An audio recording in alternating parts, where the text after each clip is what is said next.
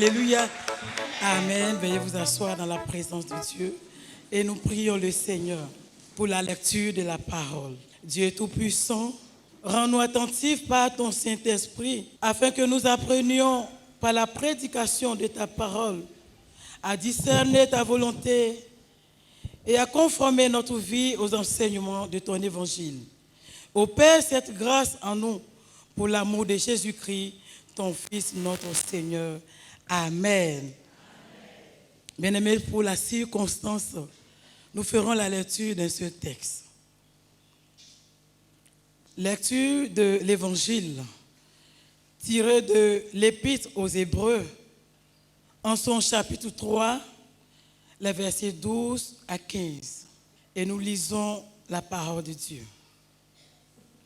Prenez garde, frères, que quelqu'un de vous n'ait un cœur mauvais et incrédule, au point de se détourner du Dieu vivant.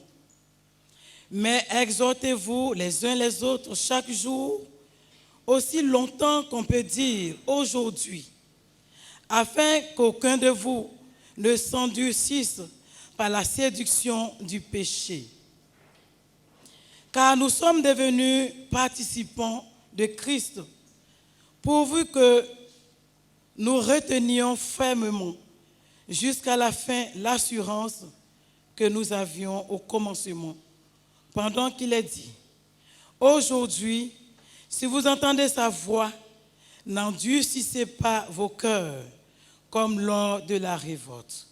Seigneur, sanctifie-nous par ta parole, car ta parole est la vérité. Amen. Amen, amen. Une chante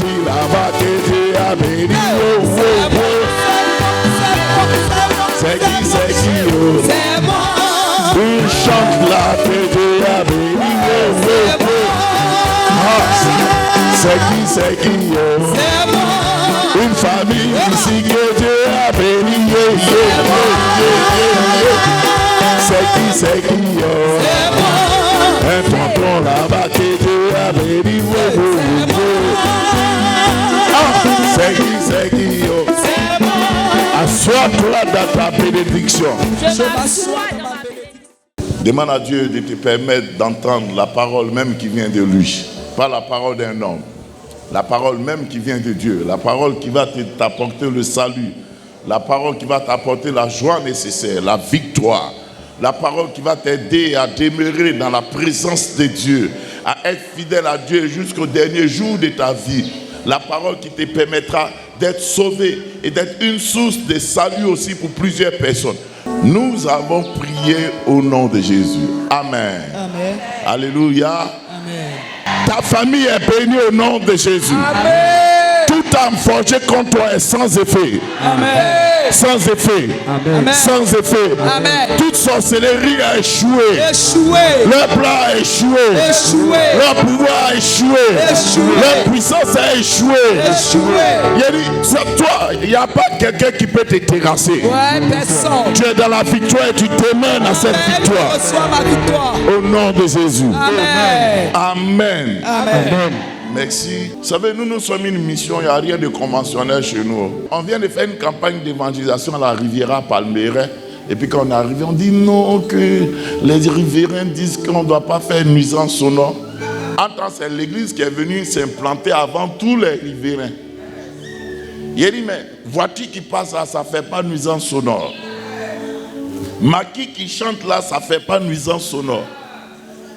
Et puis l'autre qui crie à 4 heures, ça ne fait pas nuisance sonore.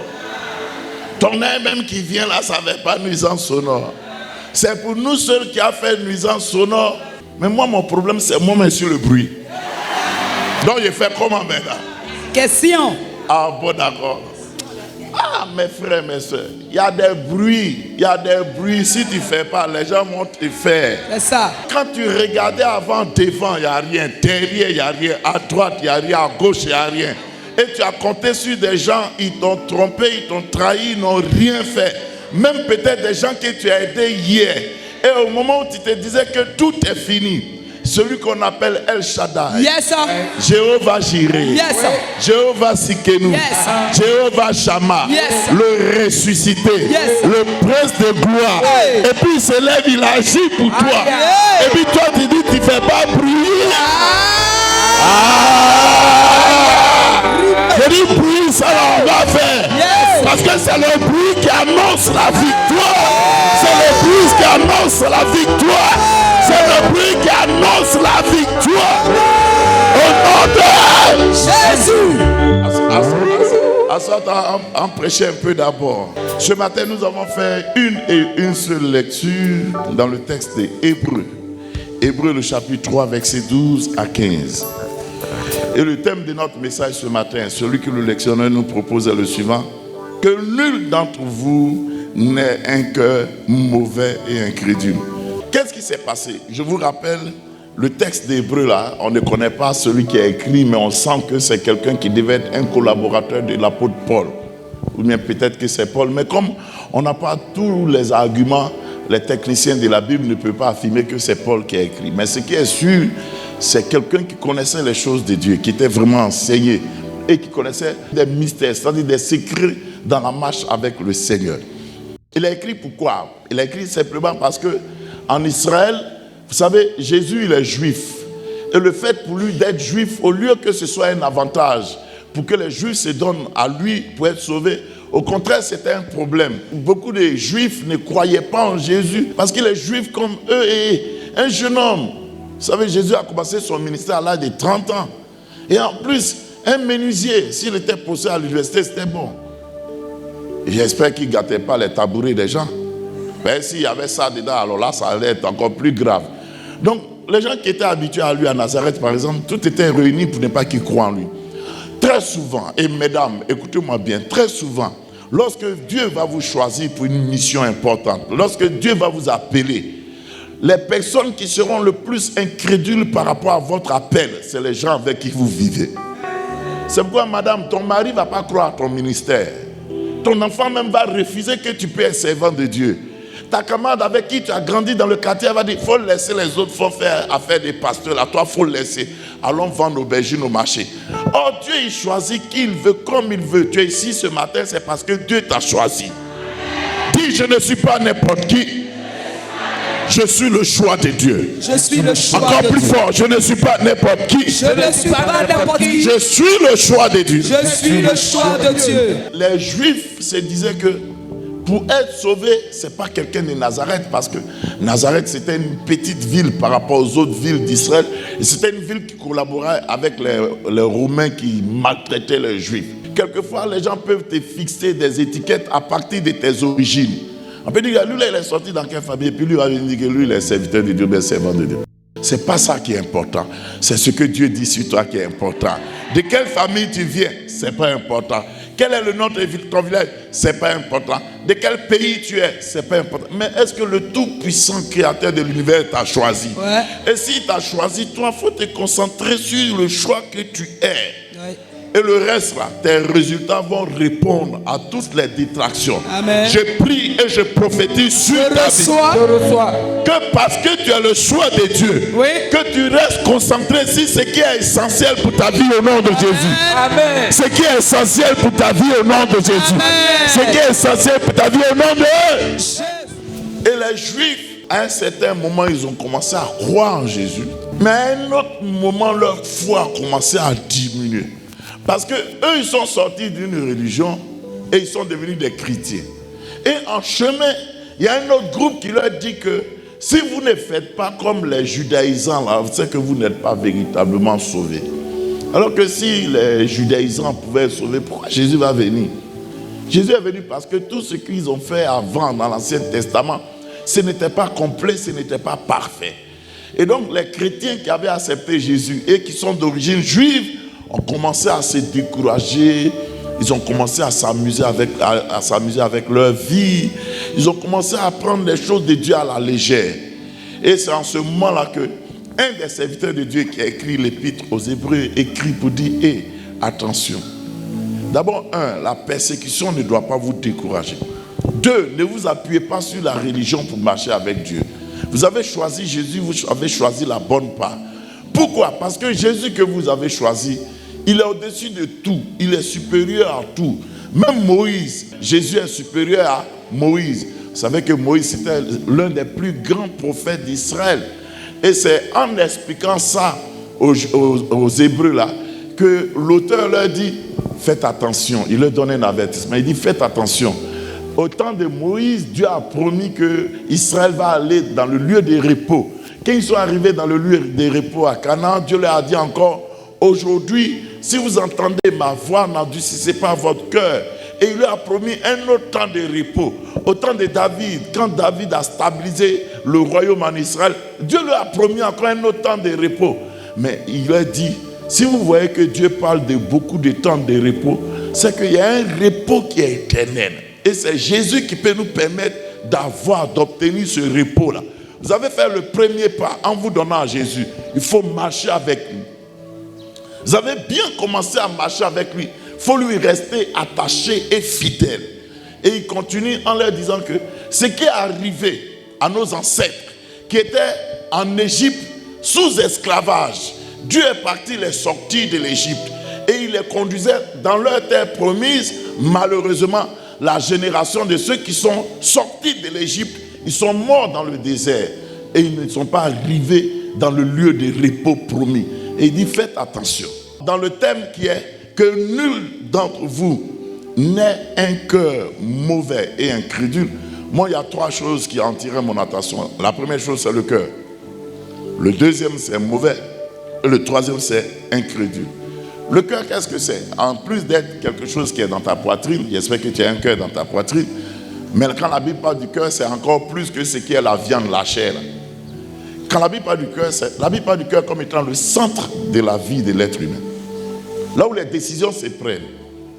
Mais en plus de ce que là, c'est là où les décisions se prennent, la Bible nous révèle que quand Jésus vient habiter en toi, c'est dans ton cœur qu'il établit sa résidence. C'est dans ton cœur qu'il dépose ses bagages. C'est dans ton cœur qu'il veut s'asseoir sur le trône de ton cœur. Donc, en fait, le cœur, c'est la partie la plus importante du chrétien. Mais ce cœur-là, où la lumière de Christ avait commencé à briller, malheureusement, ce cœur peut être mauvais. Ce qui est mauvais, c'est ce qui est attaché au mal. Ce qui ne glorifie pas Dieu. Ce qui est le contraire de ce qui est bien. Normalement, un chrétien, on ne devait pas parler encore de cœur mauvais. Mais parce que simplement quand un chrétien se donne à Jésus, ce n'est pas qu'il est transformé automatiquement et puis c'est fini quoi. Ce n'est pas magie. Il s'est donné à Jésus, il a accepté Jésus. Maintenant, il y a une marche qui va commencer. Et dans la marche, au fur et à mesure qu'il respecte Jésus, il aime Jésus, il obéit à Jésus, il est fidèle à Jésus, tout ce qui n'est pas bon et qui est mauvais va commencer à quitter son cœur. Et ce qui est bon et qui est glorieux va commencer à s'asseoir dans son cœur. Mais pour que ce travail soit fait là, c'est lui qui doit permettre, c'est lui qui doit se disposer. Ce n'est pas Dieu qui va permettre, c'est toi d'abord qui dois donner la permission à Dieu pour dire, voici mon cœur. Quand je n'étais pas chrétien, j'étais mauvais. Mauvais là est encore là. Mais pardon, il faut enlever mauvais là pour que bon vienne. Mais aussi le chrétien, par sa façon de faire, il peut faire que mauvais là va rester. Et ça, ce n'est pas normal. Que Dieu nous donne des bons cœurs. Des cœurs sincères. Des cœurs purs. Des cœurs honnêtes. Le cœur étant le centre de la vie de l'homme, s'il y a quelque chose pour laquelle on doit le plus prier, c'est notre cœur. Parce que quelquefois, même toi-même, ton propre cœur peut te trahir. C'est vrai ou bien c'est faux? Si ton cœur peut te trahir, c'est pas qu'il y a des quelqu'un d'autre qui t'a... Ils t'ont déjà vendu même. Parce que l'homme lui-même ne maîtrise pas son cœur. Le cœur de l'homme, de l'être humain, il est bizarre, il est tortueux, par-dessus toutes choses. Moi, je suis sûr que même il y a des gens, leur cœur est tellement bizarre que Dieu même est étonné. Il dit, il est fabriqué, mais lui, là, c'est un cas. Hein, que lui, là, son cas est différent. Ça peut arriver, non? Et je prie que ton cœur soit transformé, mon cœur soit transformé. Mets ta main sur ton cœur, dis Seigneur, transforme mon cœur. Transforme mon cœur. Encore plus fort, Seigneur. Seigneur, transforme mon cœur. Transforme mon cœur. Seigneur, Seigneur, délivre mon cœur. délivre mon cœur. Au nom de Jésus. Je dis au nom de qui? Jésus. Et au nom de qui? Jésus. Amen. Amen. Ce qui est incrédule, vous savez, c'est ce qui manque de foi. Mais ce qui est incrédule aussi, c'est quelque chose qui peut commencer avec la foi et avec le temps, la foi là va descendre, ça va diminuer. Et ça, c'est le cas de beaucoup d'entre nous. Mes frères et mes sœurs, on vit des temps difficiles. Où tout est cher, tout est compliqué, tout est bizarre. Travail même pour avoir, c'est difficile. En même temps aussi, Satan fait beaucoup de propositions. Au début, on est fidèle à Dieu.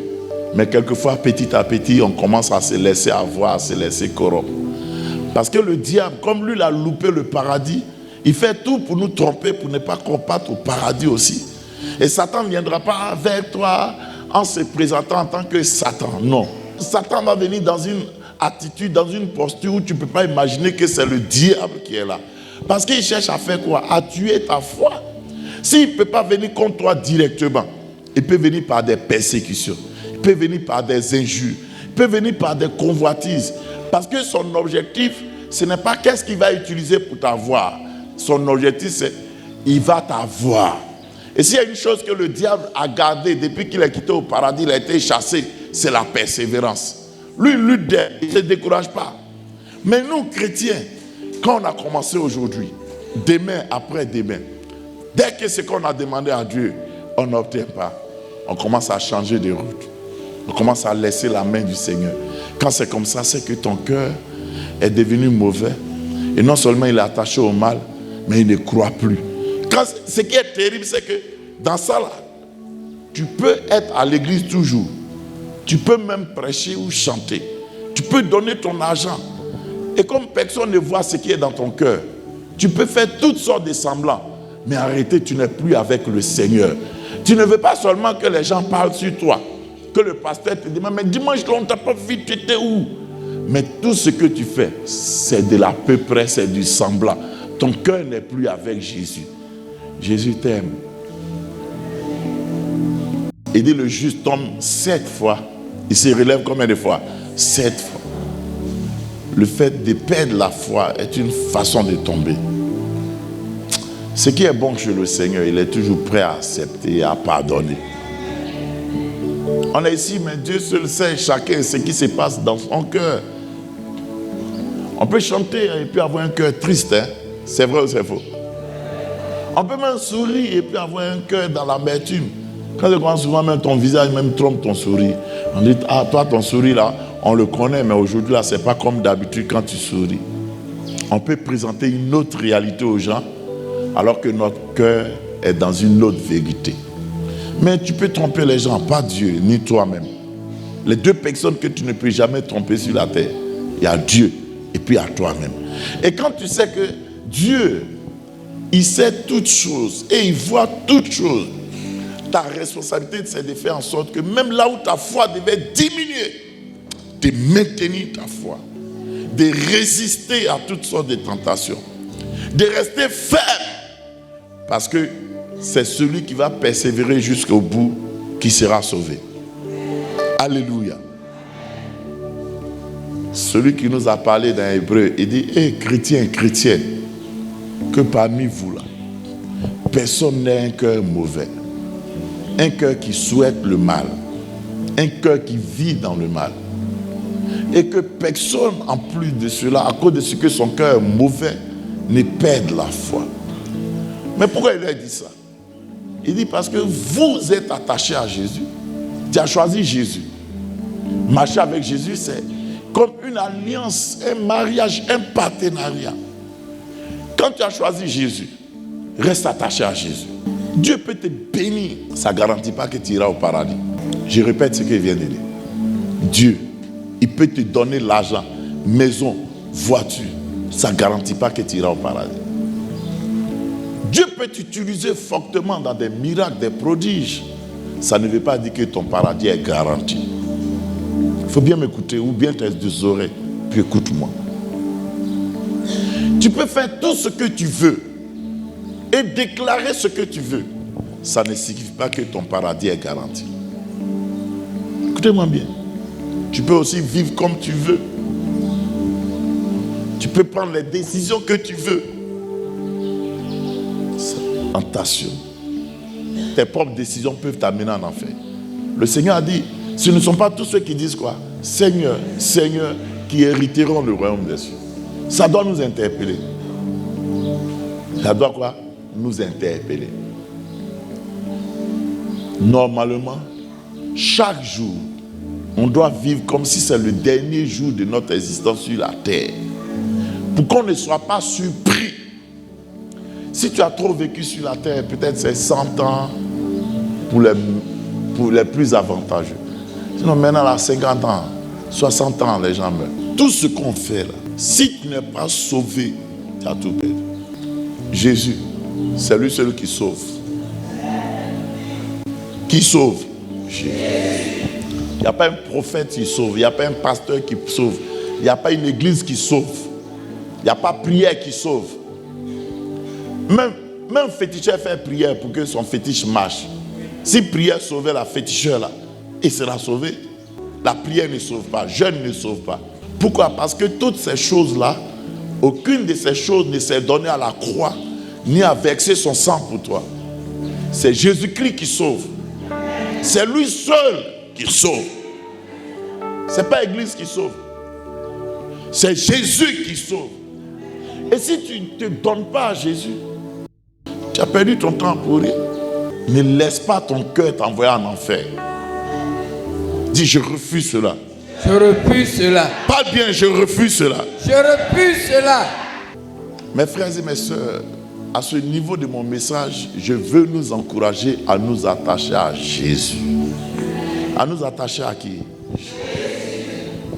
Sur la terre, la première personne à qui tu dois t'attacher, c'est Jésus. C'est lui qui ne déçoit pas, c'est lui qui ne trompe pas, c'est lui qui ne trahit pas, c'est lui qui ne te laisse pas, qui ne t'abandonne pas, qui ne disparaît pas. Il dit, je suis avec toi, mon fils, ma fille, jusqu'à la fin du monde. C'est à lui qu'on doit s'attacher, pas à l'église, pas pasteur, pas à un homme ou à une femme ou bien à un patron. Attache-toi à Jésus. Attache-toi à qui? À Jésus. Il dit, attache-toi à qui? À Jésus. Si tu t'attaches à un pasteur, un jour il peut faire des choses qui vont te décevoir. Si tu t'attaches à ton église, des fois même c'est l'église qui décourage. Si tu t'attaches à une famille, quand ça va bien, on te connaît. Le jour que ton argent est fini, on te met derrière. Il ne faut pas t'attacher à quelqu'un. Non, celui-là c'est mon meilleur ami, il aime m'attacher à lui. C'est meilleur ami même qui vend plus vite que mauvais ami. Attache-toi à Jésus. C'est lui qui te connaît. C'est lui qui peut t'aider à arriver au paradis. C'est lui qui peut te manifester sa protection. C'est lui qui peut garantir ton éternité. Moi, je te demande pardon. Attache-toi à Jésus. Laisse les discours à gauche, à droite. Concentre-toi sur ta vie avec Jésus. Le jour du jugement, personne ne viendra te défendre. Aucun homme, aucune femme, aucun pasteur, aucun conducteur ou bien je ne sais pas quoi. Tu seras seul avec ton Créateur. S'il y a quelqu'un à qui tu dois rendre compte actuellement et après, c'est Jésus de Nazareth. C'est lui qui est ton sauveur. Moi, je te demande pardon. Attache-toi à Jésus. Il faut laisser les choses sans valeur. Nous bénissons le Seigneur pour tout ce qu'il fait dans nos vies sur la terre. Que ce soit l'argent, la santé, le mariage, l'enfantement. Toutes ces choses qui mettent la joie dans nos cœurs. Mais ça ne vaut pas le paradis que Dieu nous promet. Attache-toi à Jésus. Et j'ai allé chez les Blancs, j'ai vu quelque chose qui est bizarre. Ils aiment les bonnes choses. Mais ils aiment les bonnes choses de la terre. La terre va passer. Mais et ton éternité? Tout ce qu'on fait là, il faut t'attacher au Seigneur. Il faut aimer le Seigneur. Il faut suivre le Seigneur. Il faut obéir au Seigneur. Tu ne vis pas pour quelqu'un, tu vis pour toi et pour ton Dieu. Il y a des choses que Dieu peut te demander, les gens ne vont pas comprendre. Laisse-les. Toi, fais ce que tu dois faire pour ton Seigneur, pas pour l'homme d'abord, pour ton Seigneur. Alléluia. Amen. Aujourd'hui, tu es ici à la Cité Crème. Tu vois ce que c'est. Parce qu'à un moment, on a écouté Dieu. Tu comprends? Si on n'avait pas écouté Dieu, on serait encore en Bigé en train de faire notre show. Mais au jour des récompenses, quelle récompense on aura? Il y a des moments, Dieu peut te demander des choses qui sont difficiles. Dieu peut te demander des choses au début là. Toi-même, tu vas te demander, est-ce que c'est vraiment Dieu? Et les gens qui doivent t'encourager, ce sont eux quelquefois qui vont venir te donner des conseils ou bien des paroles pour te décourager. Mais si tu es sûr que c'est Dieu, ton créateur, qui t'a parlé, reste ferme, reste fidèle, reste sérieux dans ce que tu fais. À la fin, Dieu va montrer qui avait raison. Aujourd'hui, on ne vit plus longtemps. Ne gaspille pas ta vie. Le peu de temps qui te reste à vivre, attache-toi à ton Seigneur. Prépare-toi pour le retour de Jésus. Il vient bientôt. Le Seigneur t'a tellement aimé qu'il a manifesté le plus grand sacrifice pour que tu sois sauvé. Il ne faut pas te priver de ce sacrifice et de ce salut-là. Je veux t'encourager ce matin. Même si on t'insulte, on te frappe, même si tu es dans la galère, même si tu n'as pas d'enfant, tu n'as pas de mari ou bien tu n'as pas de femme, ton éternité a plus de valeur que ça. Reste attaché au Seigneur. Même si ta famille t'a abandonné, à cause de Jésus, reste attaché au Seigneur. Jésus t'aime. Toi aussi, aime-le. Sois sérieux, tu ne vis pas pour quelqu'un. On ne vit pas la vie chrétienne pour quelqu'un. Chacun a son cœur. Veille sur ton cœur. Qu'il ne soit pas mauvais. Le diable peut, à travers des gens, à travers des situations, te pousser dans ce qui est mauvais. Non, refuse cela. Ne sois pas un homme de religion, une femme religieuse. Ce qu'on appelle homme de religion, tu t'en vas à l'église, et tout le monde s'en va. Comme tu n'as rien à faire. Ton cœur n'est pas dedans. Non, non, non, non, non. Attache ton cœur à Jésus. Même si ton papa est pasteur, ta main est conductrice, ton petit frère est président de la jeunesse, ce n'est pas ça qui te sauve. C'est la décision de ton cœur qui te sauve. Mes frères et mes soeurs, Jésus revient bientôt. On a bien commencé avec lui. Continuons bien et terminons bien. La fin d'une chose est mieux que son commencement. Et si tu constates que dans ton cœur, il y a des choses qui ne sont pas bonnes, n'aie pas honte, n'aie pas peur. Va au Seigneur Jésus, pas un être humain. Va vers le Seigneur. Ouvre-lui ton cœur. Et dis-lui, je sais que mon cœur est mauvais. Je sais que mon cœur n'est pas bon. Mais je vais aller au paradis. Sauve-moi. Aide-moi. Change mon cœur. Transforme ma vie. Dieu aime celui qui s'est fait petit. C'est alors qu'il le fera grand. Que personne parmi nous n'ait un cœur mauvais et incrédule. Parce que le Dieu qui a dit, si vous entendez ma voix, n'endurcissez pas vos cœurs. Le repos qu'il nous a promis, le repos encore d'actualité. Jésus revient bientôt. Prions le Seigneur. Je ne suis qu'un pécheur, un misérable,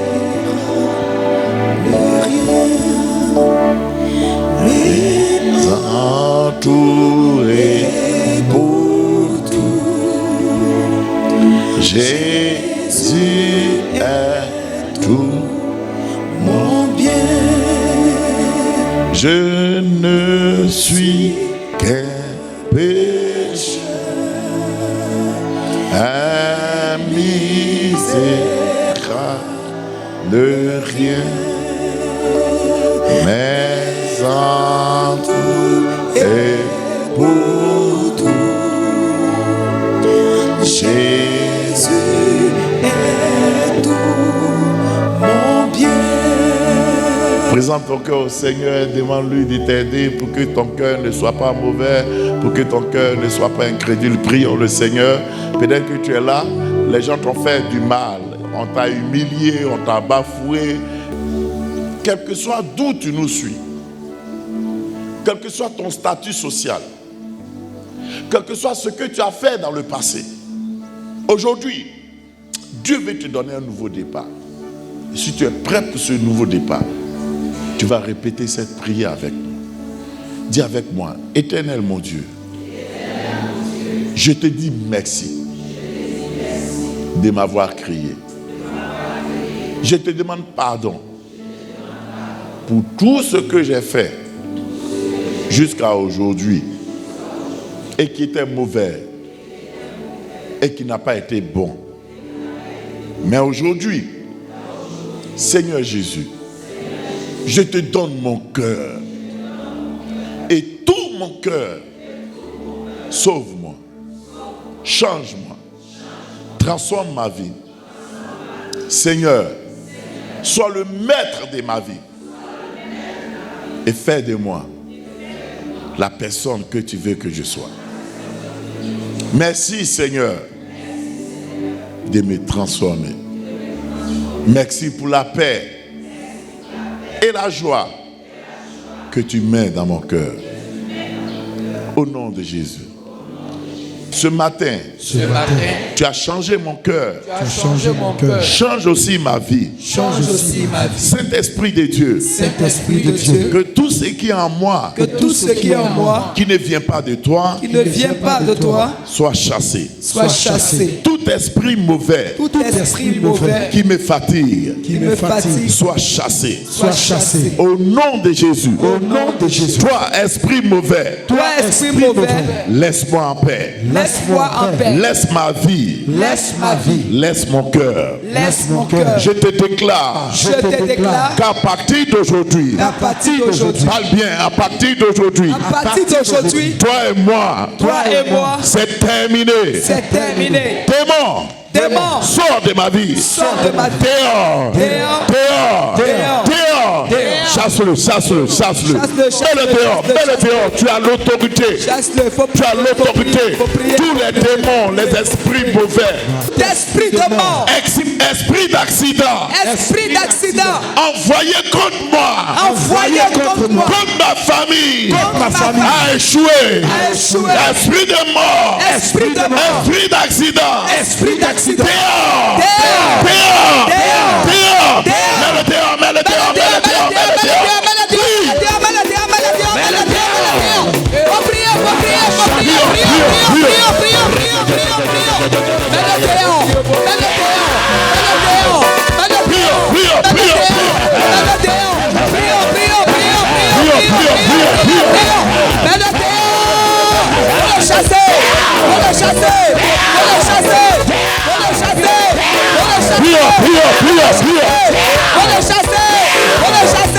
Je déclare ce matin que tout esprit de pauvreté qui veut s'attacher à moi, il reçoit quoi? Le feu. J'entends pas bien, il reçoit quoi?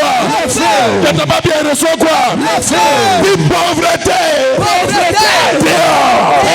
Dégage. Dehors. Chasse.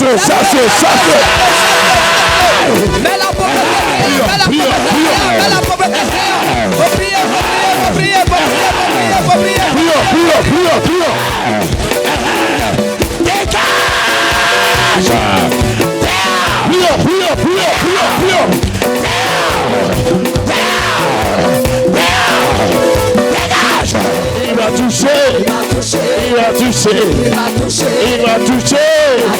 Il va toucher. Fire. Et célèbre son nom.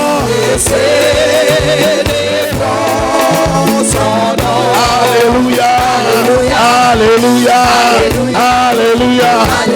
Dis avec moi, cette année, c'est cette année. Mon année de miracles.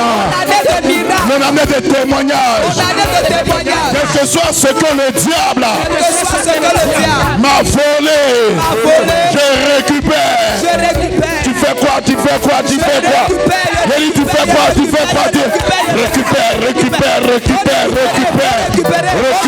ce que le diable t'a volé. Récupère.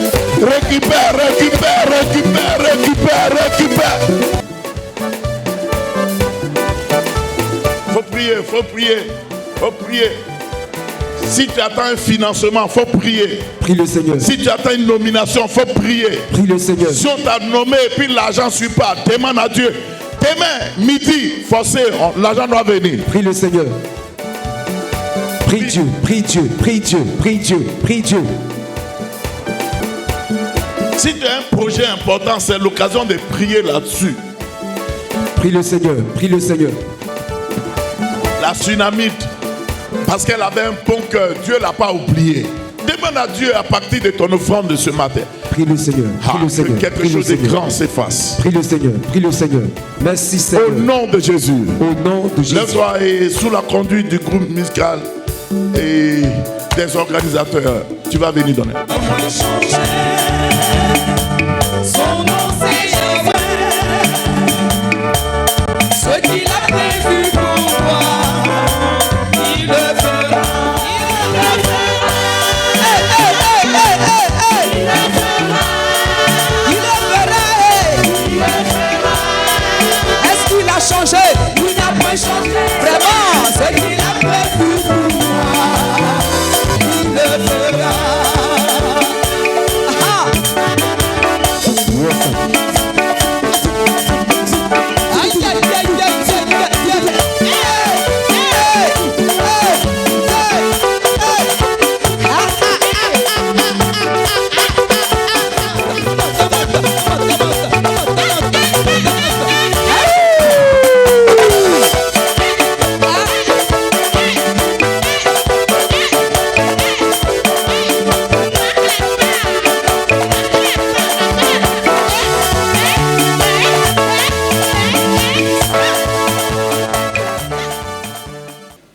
Vraiment, merci à tout le monde, merci.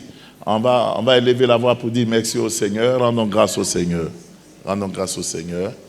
Dis merci au Seigneur pour le culte d'adoration, pour tout ce qui s'est passé. Rendons grâce au Seigneur. La grâce de Dieu me couvre. La grâce de Dieu me couvre. 2022. 2022. Jésus-Christ est Seigneur. Jésus est Seigneur. Dis encore une fois, je suis tout feu, tout flamme. Je suis tout feu, tout flamme. L'onction de Dieu est sur moi. Tes finances sont bénies au nom de Jésus. Ta destinée est bénie au nom de Jésus. Sois béni, béni, béni, béni, béni, béni, béni, béni. Au nom de Jésus. Au nom de Jésus. Et au nom de Jésus. Que Dieu te bénisse. Bon dimanche.